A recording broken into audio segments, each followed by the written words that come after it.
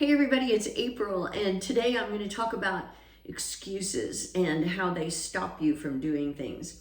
So we are going to start on forearms and then switch around. I didn't post my plank yesterday, but I started on hands, so today I like to switch it up a little bit. I'm going to start on forearms.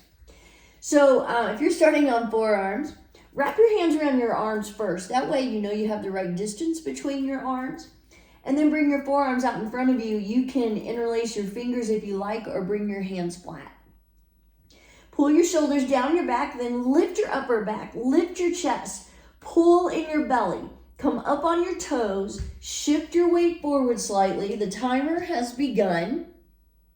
And then do everything again. So actively press into the floor with your forearms, if you're on forearms, or if you're on your hands, press into your hands.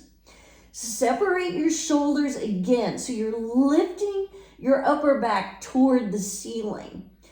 Really suck in your belly like someone's punching you in the stomach.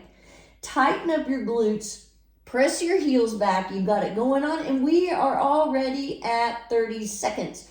So if you've been thinking that you can't hold for more than 5 or 10 seconds, I bet you can, especially if you think about what you're doing. Think about making your plank active. I think a lot of times people get into their plank and all they're thinking about is how much they hate it, or how hard it is, or they can't hold very long. And that actually keeps them from holding longer than they probably could. So I just keep thinking about especially pulling in my belly. We're a little over a minute, so I'm going to stay here, I guess, for a little bit longer. Probably until 2, and then I will switch around. So I saw a quote today that said, "Stop making excuses. You're the only one stopping you." And that was from a person named Issa Rae. I hope I'm saying that correctly. But I really like that part about you're the only one stopping you. And, sometimes we have really good reasons why we can't do something. And I'm not talking about just planking. I'm not just talking about planking. I'm talking about any type of fitness routine. And, for you, that may be you're going to start walking a little bit. Maybe you're going to walk around the block a few times, but you just can't quite get started. And you have to make the decision to do it and to eliminate those excuses. We're at 2 minutes, so I'm going to switch to side plank. If you switch to side plank, ideally you want to stack your feet, but you could bring your top foot in front of you. That helps with balance. You could also, if you needed to, you could bring your knee down, but you really want to work toward keeping your hips lifted. And that's one reason why I reach my top arm to the sky, because that helps me get that lift in my hips that I'm wanting. Because you're working on your obliques. Oh, 2:30, so I'm going to switch to the other side. And remember, when you switch, you want to do it mindfully, but you don't want to take too much time doing it, or you're just switching and you're not really holding. So when we get to 3 minutes, I'm going to switch to my hands.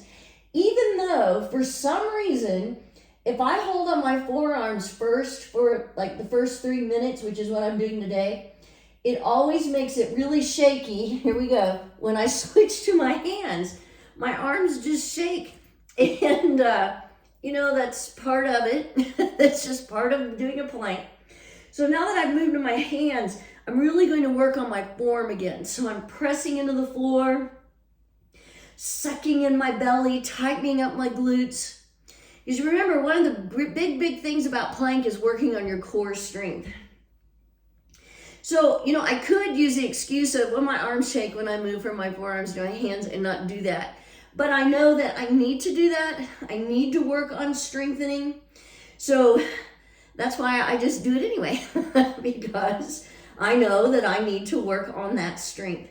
And I'm not shaking as bad today. I'm shaking a little bit, but shaking isn't a big deal. I mean, it really isn't. I mean, it's really a sign that your muscles are working. You're working on your strength. Woo, I'm tightening everything up again. So we're at 4 minutes. I'm going to switch to side plank on this side. So let's say, and I have lots of people who tell me that they're going to start planking, and then they never do. And that's okay. I don't hold anything against them. But it's because they find excuses not to do it. You know, whether it's going to be too hard, or I'm not going to be able to hold very long. Like I've said before, it doesn't matter how long you hold. It really doesn't. What matters is that you do it correctly. I'm switching sides. And have good form, and that you try to do it regularly. Actually, don't try, just do it. You know, some days there really are days I don't feel like doing plank. There are. And there are days where sometimes the time gets away from me because of, you know, my either stupid work. Maybe I have a meeting that goes long, and so I can't work in my plank in between meetings or something. And that's okay, I just do it again the next day. But it would be really easy to say, oh, I didn't get to plank, so I'm not going to do it tomorrow. And then you get out of the habit, and well, then things fall apart. So I don't want to do that.